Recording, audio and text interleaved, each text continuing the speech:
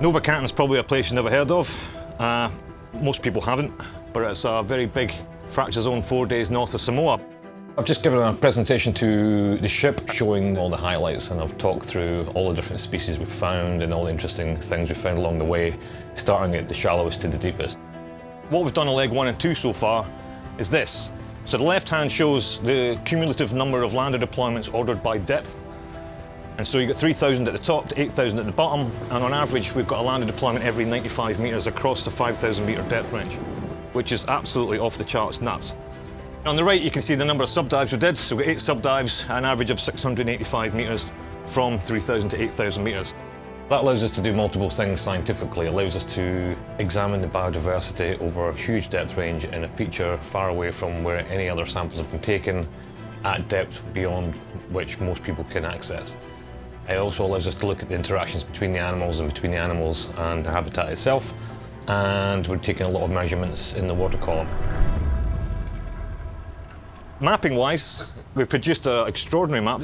The light blue is satellite-derived altimetry, the dark blue are previous multi-beam lines of various quality, but the bit in the middle is what we've mapped in the last 6 weeks. So purple being the deep bit in the middle and red being the shallow bits. Depth 7,365 metres on the bottom. Some of the images are put on there just because they're really nice and cool, some of them because it's something we've never seen before. So the first one are putative whale pits at 3,200 metres. Every single way we went, they had these big gouges out the seafloor, and I think that's when whales dived down and hit the seafloor. Quite why they're doing it is a bit of a mystery, and given the sedimentation rate, some of these could be hundreds of years old. They're not something that necessarily happened recently. The real big takeaway from me isn't a particular animal or a particular depth. It's the way in which we've managed to tune the people and the technology together to get so close to an animal. We can roll it over in a sub and take a picture of it on the underside. We can take pictures of very, very minute morphological characters on the species that potentially no one's ever even seen before. Now the next thing is one of my favourites at the shallow end. Next one's it's a hermit crab, and it has a symbiotic group of anemones that live on its back. So the anemones stop it getting eaten by fish, and in return they get dragged through the water, which gives them greater feeding conditions. One of them was bold enough to actually stop and square up to the sub. So we did find ourselves in a position where we're trying to stare down a crustacean.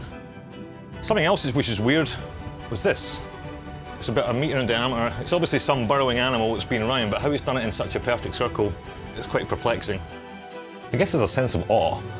Sitting on the bottom and looking out the window and actually getting a real sense of the desolation in some of these places, which is then punctuated by some random animal which is bright red. And it's just a beautiful thing going about its business. And then you look around and you think, how is this even surviving here? Where things get really complicated, and this is when your head starts to hurt, is when you move on to the xenophyrophores. And xenophyres are unicellular organisms. They're somewhere between the bacteria and animals. They're sitting in that weird grey area at the bottom. And what they do is they accumulate sediment around them, and they create these distinct morphological shapes.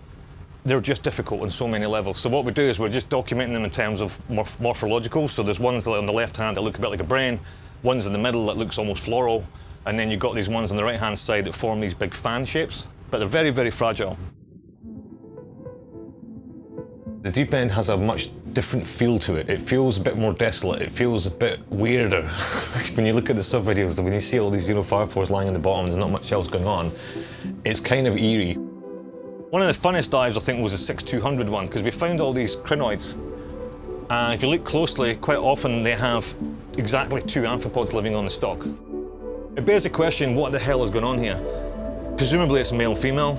How old is the crinoid, and how old do these things last? You know, do another 2 come along and beat them off because they want the crinoid? I don't know. It's just bizarre.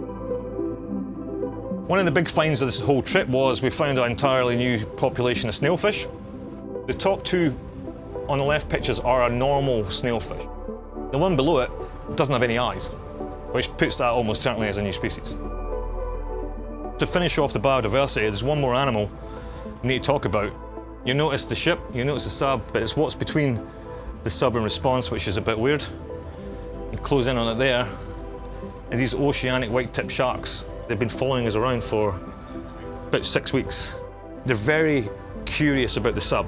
There was one night when the lander was on the surface and they were actually getting between the camera and the bait of the lander. So whoever's the swimmer on the next job, he needs to be briefed on this. It's a matter of urgency. This is a place that no one had ever seen 6 weeks ago, and now we've got 120 slides of the best of animals from the place, so love it.